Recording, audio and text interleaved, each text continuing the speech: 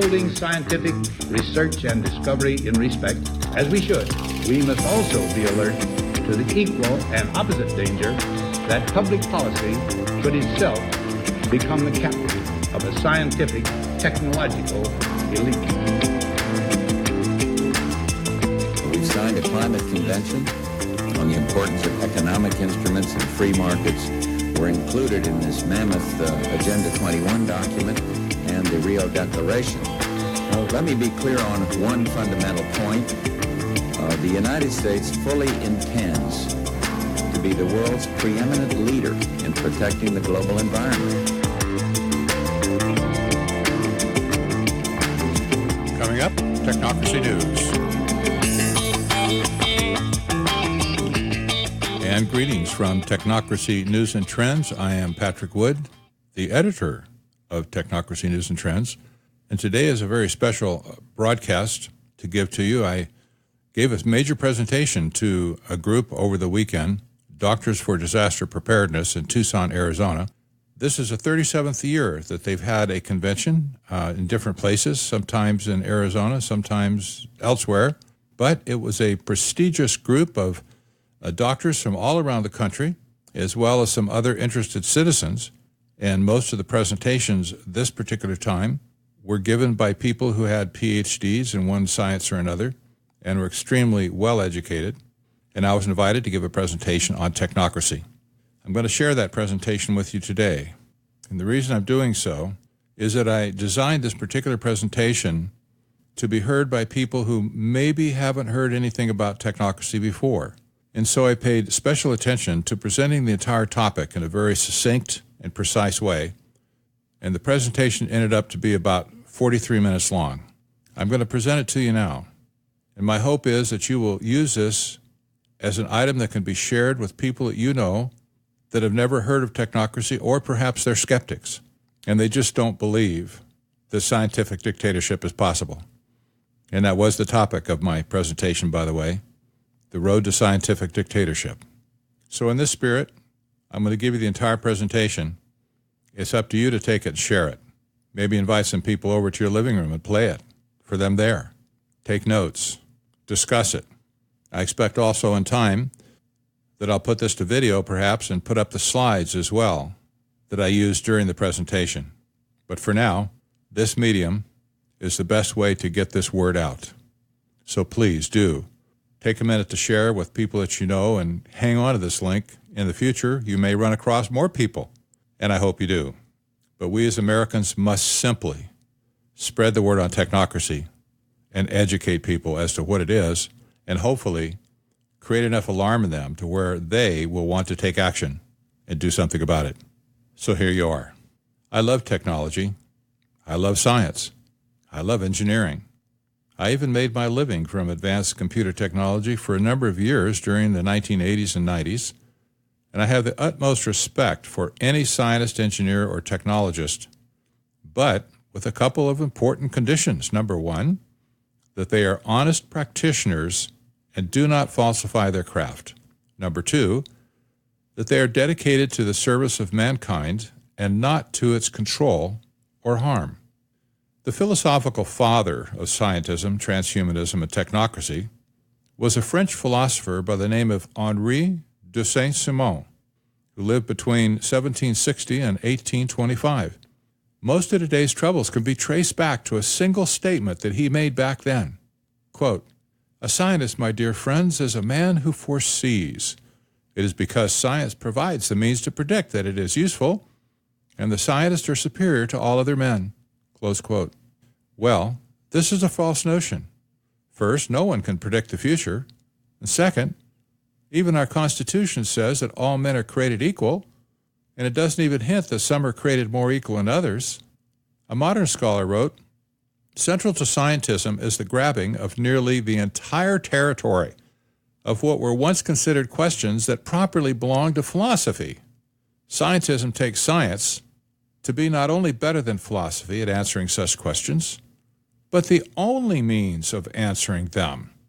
Another scholar wrote, "With scientism, you will regularly hear explanations that rely on words like merely, only, simply, or nothing more than, Scientism restricts human inquiry. Once you accept that science is the only source of human knowledge, you have adopted a philosophical position that cannot be verified or falsified by science itself. It is, in a word, unscientific. Indeed, the introduction of scientism into various scientific fields has created the widespread practice of what is known today as pseudoscience. To many, it has become a religion with an intolerant belief system that seeks to punish deniers and ignore any facts to the contrary. Thus, when science declares that it and it alone can determine the nature of reality and what must be done about it, I take great exception. And I expect that most, if not all of you, feel exactly the same way. Having clarified that, let me state that I believe technocracy represents the greatest threat to humanity that we have faced since the cruel feudalism of the Dark Ages. Let me give you a brief sketch of what it is, where it came from, and how it has managed to permeate every level of every society and every nation on Earth. First, I'll take you back to 1932, when a group of esteemed scientists and engineers at Columbia University set about the task of saving the world from the Great Depression. They wrongly believed that capitalism was dead and that rigor mortis was setting in, so they set to work to create a brand new economic system designed by them from the ground up to replace capitalism and free enterprise completely. It was the first time in the history of the world that anyone ever attempted to design a brand new economic system from scratch. The new system was called Technocracy. They completely discarded the price-based supply and demand model of capitalism and free enterprise that used money as its accounting system. In its place, they substituted a resource-based economic system that would use energy as its accounting system.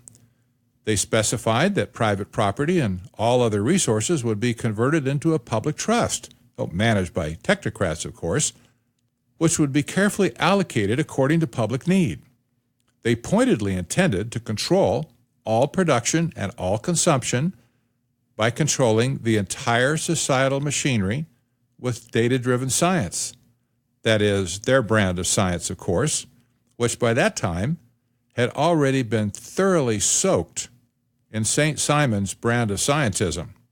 Well, here's how technocracy was defined in their own official magazine in 1938, quote, "Technocracy is the science of social engineering, the scientific operation of the entire social mechanism to produce and distribute goods and services to the entire population," end quote. Notice that they were the ones who created and developed the so-called science of social engineering, which was hardly scientific. But note the scope of its operation: the entire social mechanism and the entire population. Even though the original technocracy group had been exiled from Columbia in late 1932, two early members went on to create Technocracy Incorporated as a membership organization based in New York. The co-founder, M. King Hubbard, was the principal author of the Technocracy study course that became the official guidebook for technocracy. And yes, it's that M. King Hubbard, a founding father of the modern eco-movement that dreamed up the crackpot peak oil theory called Hubbert's Peak in 1954. Listen very carefully to how Hubbard described technocracy in the study course. Quote, "Technocracy is dealing with the social phenomena in the widest sense of the word. This includes not only actions of human beings, but also everything which directly or indirectly affects their actions. Consequently, the studies of technocracy embrace practically the whole field of science and industry." Now listen carefully. "Biology, climate, natural resources, and industrial equipment all enter into the social picture." Are you getting a hint yet of where this might be going? Only 7 requirements were noted as being necessary for technocracy to achieve its goal. I'll read those now. Number 1, register on a continuous 24-hour-per-day basis the total net conversion of energy. Number 2, by means of the registration of energy converted and consumed to make possible a balanced load. Number 3, provide a continuous inventory of all production and consumption. Number 4, provide a specific registration of the type, kind, etc. of all goods and services, where produced and where used. Number 5, produce specific registration of the consumption of each individual, plus a record and description of the individual. Number 6, allow the citizen the widest latitude of choice in consuming his individual share of continental physical wealth. And lastly, number 7, distribute goods and services to every member of the population. The technology to accomplish this obviously did not exist in 1934, but Hubbard was a visionary who had already rubbed shoulders with the early IBM team that had built one of the first tabulators at Columbia. They saw the trajectory of computational technology and were confident that it would exist in time, and indeed it does today. The first 2 requirements specify the so-called smart grid for energy management that's being rolled out today all over the world. The next 3 requirements document extensive surveillance of production, consumption, and people. And the last 2 show who is in control of delivering consumable items to every citizen based on their fair share. Who decides what's fair? The technocrats, of course. What about our political system? Well, forget that. They wanted to dismiss all elected officials, including Congress and the president. Private property? Nope, forget that too. People can't be trusted with private property. Savings accounts? Nope. Your unused energy certificates would simply expire at the end of the allocation period. Well, technocracy increased as a movement to over 500,000 dues-paying members in North America. But then it hit a brick wall of rejection. Capitalism began to recover during World War II. The movement was banned in Canada for 2 years because the government suspected a connection with Nazi Germany in Europe. Things fizzled out after that. Attrition set in, membership shrank. The original organization of Technocracy Incorporated still exists, by the way, today in Decaturville, Tennessee, after moving from Ferndale, Washington a few years ago. And while you might be thinking that that was the end of technocracy, there's a whole lot more to the story that you need to know. Let's fast forward to 1968 and go back to Columbia University, where all of this started. A brilliant young political science professor had just coined a new term, technotronic, and suggested that the world's endgame was a technotronic era that would be dominated by advanced technology run by a scientific elite of scientists, engineers, and technicians. In 1969, he expanded his thesis into a book called Between Two Ages, America's Role in the Technotronic Era. His name? Zbigniew Brzezinski. Not surprisingly, his book was a rehash of 1930s technocracy. Brzezinski's book was quickly noticed by David Rockefeller, whose family was among the richest in the world. And Rockefeller immediately saw the possibilities of a new economic system that was resource-based instead of price-based. Why? Well, first, because the handwriting was already on the wall in that day for the end of money as it had been known. Second, there's a permanent wealth in owning resources instead of holding depreciating currency.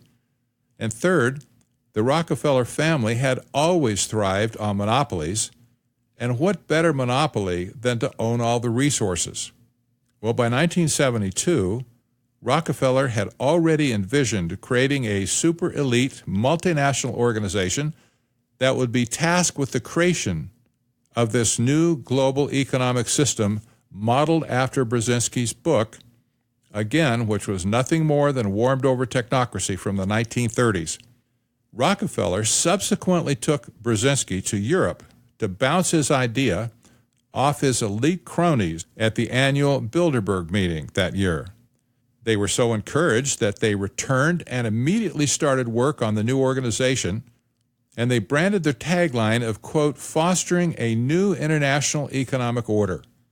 They drew the initial membership from Europe, North America, and Japan. The name of this organization?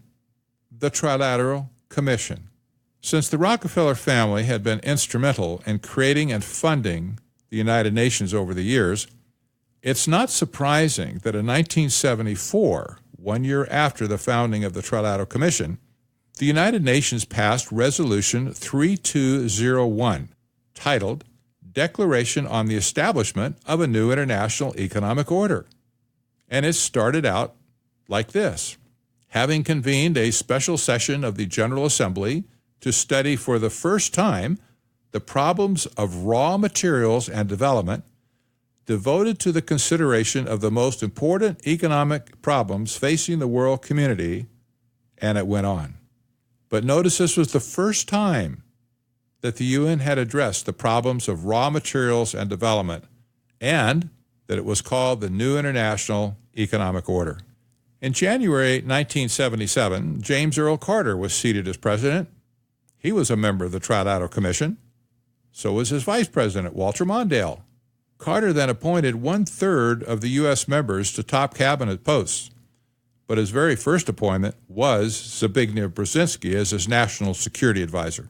By 1979, Brzezinski had already achieved his greatest victory of bringing China back onto the global economic stage.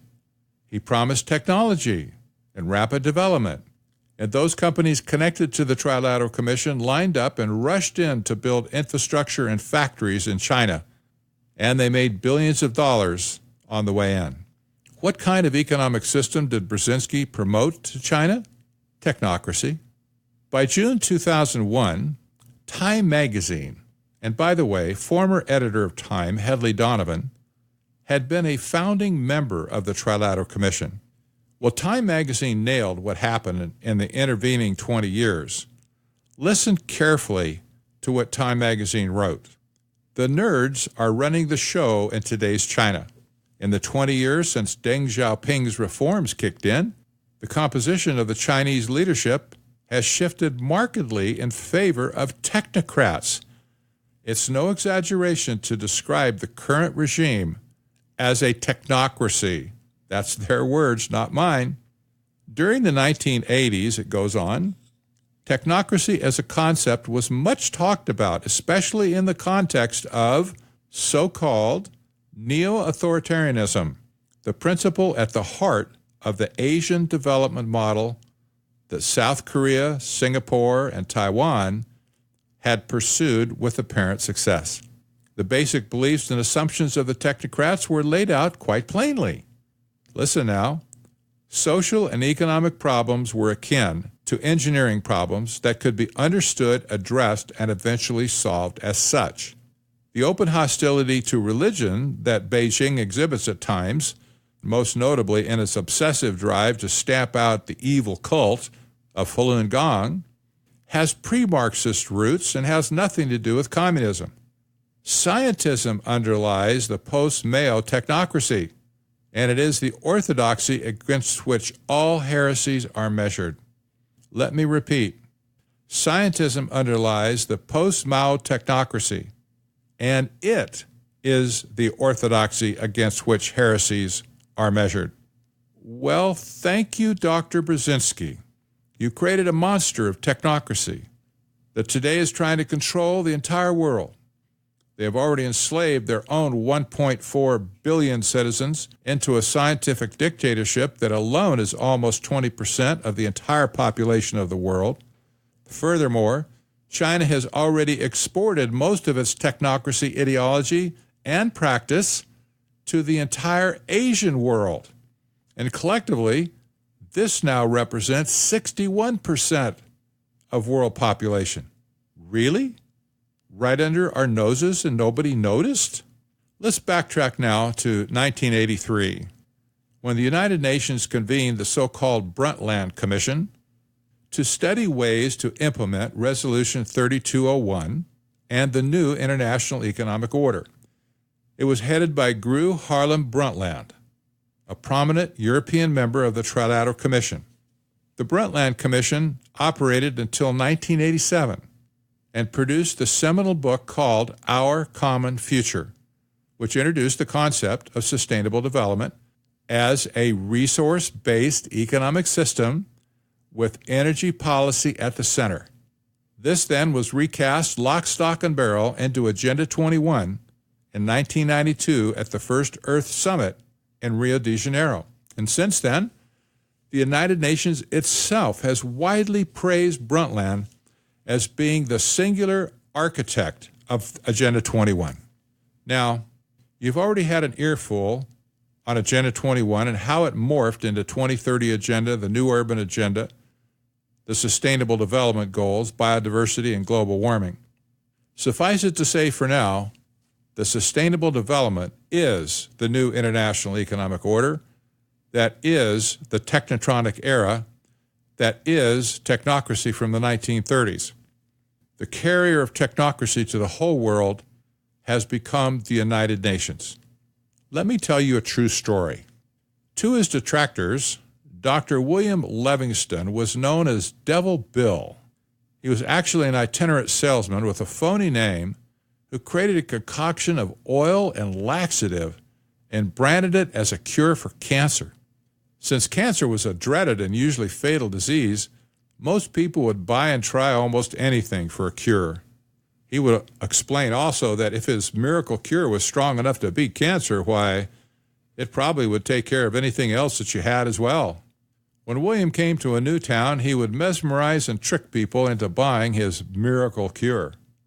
And as soon as anyone questioned his phony operation, he would ride out a whole lot faster than he had originally arrived. And William was indeed a fraud and a con artist, but somehow he always managed to escape arrest or lynching. He finally died in 1906 at the ripe old age of 95. Earlier in life, he reportedly bragged, quote, "I cheat my sons every chance I get. I want to make them sharp." However, Livingston's name itself was a fraud. His real name was William Avery Rockefeller Sr., and one of those sharp sons was John D. Rockefeller, who was soon to become the richest man in America and the grandfather of David A. Rockefeller, founder of the Trilateral Commission in 1973.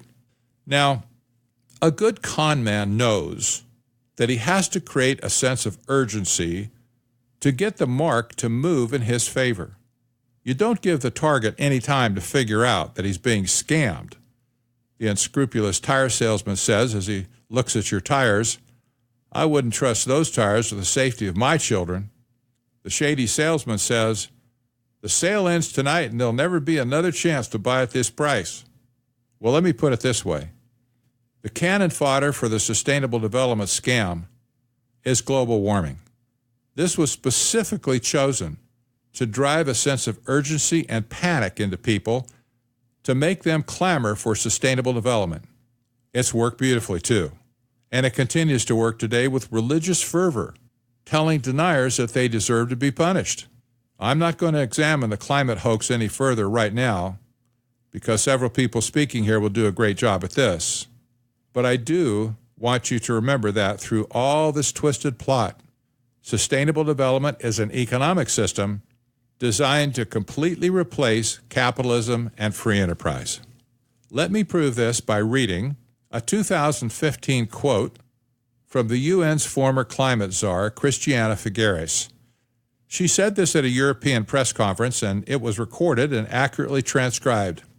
She said, quote, "This is probably the most difficult task we've ever given ourselves, which is to intentionally transform the economic development model for the first time in human history. This is the first time in the history of mankind that we are setting ourselves the task of intentionally, within a defined period of time, to change the economic development model that has been reigning for at least 150 years since the Industrial Revolution. Indeed, the entire United Nations organization is stampeding all 193 member nations of the world to simultaneously throw out capitalism and free enterprise in favor of sustainable development, aka technocracy." To recap my presentation thus far, One prong of global technocracy has entered through China and exemplifies a more direct form of scientific dictatorship. The second prong is coming through the United Nations in the form of sustainable development. Nevertheless, they are one and the same and will eventually end up at the same place. Now, I want to talk a bit about the economic effects of sustainable development. Generally speaking, I will contend that wherever technocracy and capitalism meet, it creates a toxic stew that kills capitalism. The details of the so-called green economy or Green New Deal, which is now global in appeal, cannot work, will never work, and will never achieve prosperity for anyone. The original framers of technocracy knew full well that technocracy was all about benefiting themselves at our expense, other than converting us into resources that need to be controlled like we see in China. There have been plenty of people over the last 25 years who have recognized the scam and sounded the alarm. The problem has been that nobody's listened. Let me give you a couple of examples. Pradip Chatterjee and Matthias Finger, authors of The Earth Brokers in 1994, were direct participants in the UN meetings leading up to the Earth Summit held in Rio in 1992. They were environmentalists of the original order that preceded globalization, and they were deeply disappointed in the entire process and outcome. They concluded that, quote, as a result of the whole UNCED process, that's what the UN meeting was called, by the way, that stands for the United Nations Conference on Economic Development. The planet was going to be worse off as a result, not better. Here's what they wrote, quote, we argue that UNCED has boosted precisely the type of industrial development that is destructive for the environment, the planet, and its inhabitants. We see how, as a result of UNCED, the rich will get richer, the poor poorer, while more and more of the planet is destroyed in the process. Toward the end of the Earth Summit, youth representatives were allowed to give their impressions of the process and proceedings, and they selected a young lady from Kenya, Wagaki Mwangi, who worked for the International Youth Environment and Development Network in Nairobi. Her short, pointed, and shocking statement left many attendees in dead silence. And here's what she said. The summit has attempted to involve otherwise powerless people of society in the process. But by observing the process, we now know how undemocratic and untransparent the UN system is.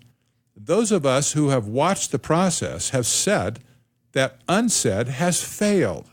As youth, we beg to differ with it. Multinational corporations, the United States, Japan, the World Bank, the International Monetary Fund, have gotten away with what they always wanted, carving out a better and more comfortable future for themselves.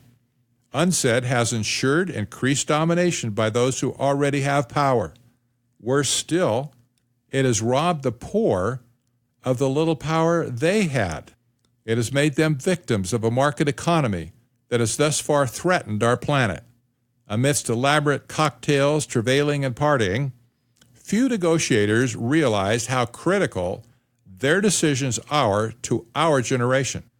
By failing to address such fundamental issues as militarism, regulation of transnational corporations, democratization of the international aid agencies, and inequitable terms of trade, my generation has been damned, close quote. And indeed, it has been damned. Sustainable development and technocracy promise a utopia. They promise to save the earth. But the fact is, just the opposite is true. They are actually destroying the earth. In the 27 years since Agenda 21, global poverty has increased, income inequality has skyrocketed, and the middle class has virtually disappeared. Cities are paralyzed with a homeless crisis that defies any technocrat solution. And concentration of wealth has consistently accumulated into the coffers of the global elite who were in on the original scam from the start and out of the hands of everyone else.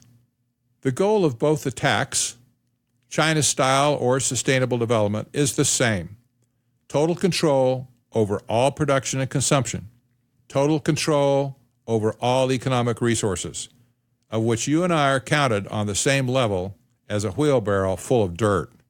Now, I want to turn my remarks toward more current events to demonstrate how the control structure is being put in place to create a scientific dictatorship of technocracy. Dr. Parag Khanna is a global scholar working out of the U School for Public Policy in Singapore. He is a self-confessed technocrat who reminds me, honestly, of a modern-day Zbigniew Brzezinski. The global elite love this guy, and he's already written several important books.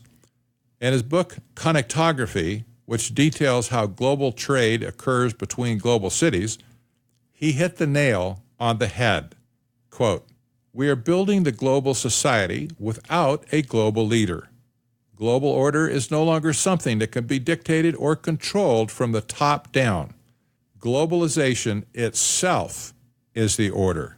What Khanna is saying is that the system is the order. It's ruled by algorithm, by artificial intelligence, by ubiquitous surveillance of every part of society, so that the system can be automatically managed, controlled, and directed. The attitude here is pretty twisted, but let me give you an example of the mind of a technocrat. Hanhai Foxconn is the largest assembly company in the world. They're based in China.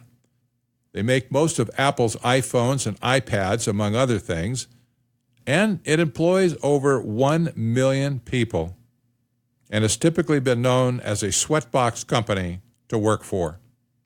Hanhai Chairman Cherry Zhao made this remark at the year-end meeting in 2011, responding to questions about the high rate of suicides among their workers. This was a big scandal for them at the time. He said, quote, "Hanhai has a workforce of over 1 million worldwide, and as human beings are also animals, to manage 1 million animals gives me a headache." Close quote. Well, he subsequently hired the director of the Taipei Zoo, Shen Shi-qian, to help him learn how to control his animals so that they would stop committing suicide and embarrassing the company and its clients. With such an impersonal view of humanity, it's easy for technocrats to manage humans like a herd of animals.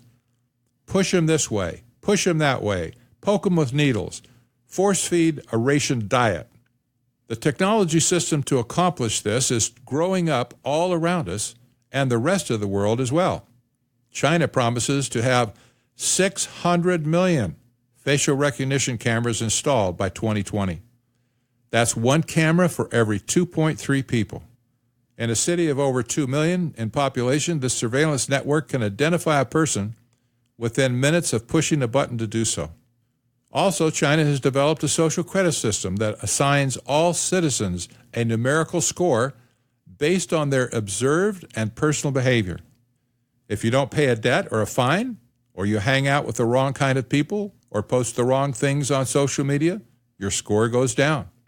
If it drops too low, you're automatically excluded from routine privileges enjoyed by model citizens, like being able to rent in a nicer area, or to attend a certain school, or traveling on the high-speed transportation system. If you've been watching the development and rollout of 5G wireless technology, you might think it's just about cell phones. However, if you listen to the heads of AT&T, Verizon, and T-Mobile, you hear a completely different story. They are drooling over the full enablement of the so-called Internet of Things that is growing exponentially every year. The IoT is a catch-all term for all connected devices, that is, cameras, sensors, smart meters, self-driving vehicles, home security systems, financial technology, and so on. The point is to track everything that moves in real time. 5G technology is almost magical.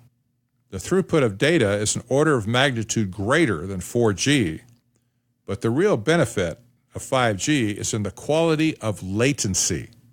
That is, the time it takes to make a handshake with another device. Over 4G LTE, my iPhone has a ping time of about 33 milliseconds. At my office in Phoenix, I have a blazingly fast Wi-Fi router that can ping another server in 9 milliseconds. By comparison, 5G has a ping value of 1 millisecond or less. This is essentially a real-time digital connection. Verizon itself is reportedly laying 1,000 miles of fiber optic cable per month that will connect all of its 5G antennas, which will be spaced a few thousand feet apart from each other, all over every city in America. The Verizon CEO said in a speech earlier this year that, quote, 5G will usher in a fourth industrial revolution, close quote, and that it will be, quote, a quantum leap compared to 4G. The Verizon press release issued last June says this: the Internet of Things refers to the rapidly expanding collection of devices that collect, transmit, and share data via the Internet. At present, roughly 8.4 billion things make up this universe, known commonly as IoT, from cars to appliances to wearable tech. That represents a 31% increase since 2016. By 2020, some 20.4 billion devices are forecast to connect. And by 2025, that number could swell to 55 billion. As the trend suggests, anything that can connect will connect. And breakthroughs in sensor technology, software, and analytics are poised to disrupt countless industries. But the key to ensuring those connections are strong is building a network that is able to handle whatever speed, battery life, or data loads those devices require. For IoT to realize its limitless potential, 5G is critical. So said the CEO of Verizon. It's been said that data is the new oil of the 21st century. Technocrats lusted after data in the 1930s, and they lust over it today. Remember the original requirements documented in the Technocracy study course? A continuous 24-hour-per-day registration of the total net conversion of energy, a continuous inventory of all production and consumption, register all goods and services where produced and where used, data on every person, including description and personal consumption. Well, all the points of collection are realized by the Internet of Things, and the transmission of harvested data is now made possible by 5G for the first time in the history of organized society. This is the technocrats' dream team fantasy, to be able to model in real time all functioning parts of society in order to apply their so-called, quote, science of social engineering that we mentioned earlier. Artificial intelligence algorithms need data in order to learn. In fact, AI is absolutely worthless and useless without data. And to the technocrat mind, there is no such thing as too much data. Data storage has been mastered for quite a few years now, but technology to analyze it has lagged behind. Data without analysis is as inert as the chair that you're sitting on right now. Finally, analysis capabilities are catching up and being applied to the massive storage bins of historical data already collected. And this is all fine and good, but it's not enough for technocrats just to sift through historical data. They want real-time data in order to do real-time modeling, in order to achieve real-time control over everything, including people. In 2011, then Director of National Intelligence, Lieutenant General James Clapper, coined a new discipline called geospatial intelligence under the program name Mastering the Human Domain. The technology has been proven on the battlefield, but has quickly been adapted to the so-called smart city concept that seeks to overlay all of this technology onto human settlements. What is GeoInt? GeoInt literally maps the entire human domain and overlays it onto traditional mapping systems. By tracking the location of people in the targeted system, they quickly subdivide into naturally associated groups and networks. These could represent any groups such as friend or family networks, social groups, religious affiliations, political meetings, etc. When you observe people long enough and with enough detail, not only do their personal patterns emerge, but also their relationships to the groups to which they belong are soon observed to follow their own patterns. What GeoInt attempts to do is locate the behavioral anomalies that would warrant closer analysis. The problem is that it demands knowledge of all normal behavior patterns and thus total surveillance of all people. On the battlefield, for instance, imagine our military carefully watching a suspected enemy cell that might launch an attack. As long as normal patterns are observed, there's no alarm. But when a few of the members stray outside those patterns, it might indicate something unusual is taking place. If those outliers were then seen amassing ammunition, for instance, it would definitely set off alarm bells. Another key element of GeoInt is satellite and drone imagery.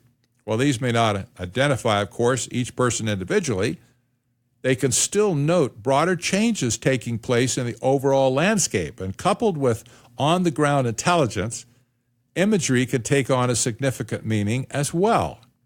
Now, thanks to data-hungry technocrat social engineers, civilian populations all over the world are now coming under the microscope of geospatial tracking and analysis, or GeoInt. The smart city initiatives in America would be instantly regurgitated by cities if citizens understood that mastering the human domain has them playing the part of the human domain to be mastered. One prominent GeoInt pioneer is Dr. Jerome E. Dobson, Emeritus Professor of Geography at the University of Kansas, former Distinguished Research Fellow at the Oak Ridge National Laboratory, and President of the American Geographical Society. Since the field of GeoInt was defined in 2011, Dobson has been considered a pioneer. However, even before GeoInt was a defined discipline, Dobson wrestled with the ethical issues of his own field of geographic information systems. In 2003, 8 years before General Clapper's declaration of GeoInt, Dobson wrote a paper with colleague Peter Fisher titled simply Geoslavery. And here's what they wrote. Quote, "Human tracking devices, however, introduce a new potential for real-time control that extends far beyond privacy and surveillance per se. As a result, society must contemplate a new form of slavery characterized by location control. Geoslavery," he concludes, "now looms as a real, immediate, and global threat." Close quote. Society has failed to contemplate geoslavery, even though it has had ample opportunity and reason to do so. Concluding that geoslavery is the, quote, "ultimate fulfillment of George Orwell's Big Brother nightmare," close quote, they note that instead of watching 20 or 30 people at a time, location-based services can monitor thousands or even millions simultaneously. Today, of course, as in China, we could raise that count into the billions. Well, if there's nothing else that you take away from this presentation, I hope it is this. There is a fifth column of actors in society, and now global society, that fully intend to conquer the world. While political drama has dominated the news cycle for so many decades now, this column has marched forward with precision that only a skilled engineer could have executed. Few people have paid any attention. Fewer still have connected the dots between all the areas that we are covering here today. If we could name Zbigniew Brzezinski as the intellectual father of modern technocracy and sustainable development, I have a feeling that he took to heart what the ancient Chinese general Sun Tzu had to say in The Art of War, which was, quote, "The skillful leader subdues the enemy's troops without any fighting. He captures their cities without laying siege to them. He overthrows their kingdom without lengthy operations in the field. With his forces intact, he will dispute the mastery of the empire, and thus, without losing a man, his triumph will be complete. This is the method of attack by stratagem. My Democrat friend Rosa Corey fully understands Agenda 21 sustainable development and speaks forcefully against it. She has clearly seen through the scam and concludes most of her talks with this. It is the inventory and control plan for all land, all water, all minerals, all plants, all animals, all construction, all means of production, all food, all energy, all information, and all human beings in the world. Close quote. My friends, we cannot allow this to succeed. Americans rejected technocracy once in the late 1930s, and we can do it again, but not until it is understood as the existential threat to America that it is. If we lose this battle, the historical clock of liberty and freedom will be reset, pushing mankind back to a society last seen in the dark ages of feudalism. May God help us. Thank you. This concludes the presentation that was delivered to Doctors for Disaster Preparedness on Saturday, July 21, 2019, in Tucson, Arizona. I have authored 2 books on technocracy, both of which are critical reading for anyone who wants to understand the total scope, purpose, and outcome of technocracy. My first book was Technocracy Rising, the Trojan Horse of Global Transformation. It was published on December 29, 2014.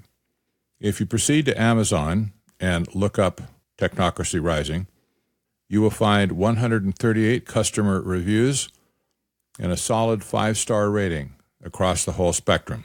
The second book that I wrote, Technocracy, The Hard Road to World Order, was published on November 16, 2018. Thus far, it has accumulated 15 customer reviews, again, a solid 5-star across the spectrum. Now, the reason I mention this is if you go to those book entries on Amazon, you can read what other customers are saying about the books. I recommend this because what other people see, it's important for us to understand where they're coming from as well. People universally have said that both books have helped them connect the dots that they never saw before. This is not a conspiracy, my friends. This is the hard fact of the matter. You can also purchase my books on technocracy.news. And for those that would seek to give some books away to friends and colleagues and other activists in their local area, there's a steep discount schedule available on technocracy.news where you can buy 5 or 10 or more books at a very steep discount. At 10 books, for instance, the discount goes to 50%, which is typically what bookstores would get as their discount when they bought for wholesale. So I hope that you can take a minute to order one or both of these books and start digging in to the existential threat that I talk about in this presentation. It is real. It is here. It is now. You already know that 5G is being rolled out across our country as well as around the world. This is not a pie-in-the-sky look at the future. This is now. It's happening today.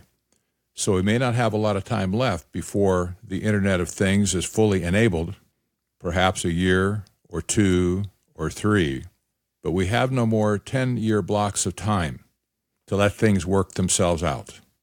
And by and large, it's going to be up to the individual citizens that live in communities across America and in other countries across the world as well to fight back against technocracy and reject it again and send it packing back into the last century where it belongs, where it should be properly interred, then written into the history books as a distant entry. I'm Patrick Wood for Technocracy News and Trends. Have a great day.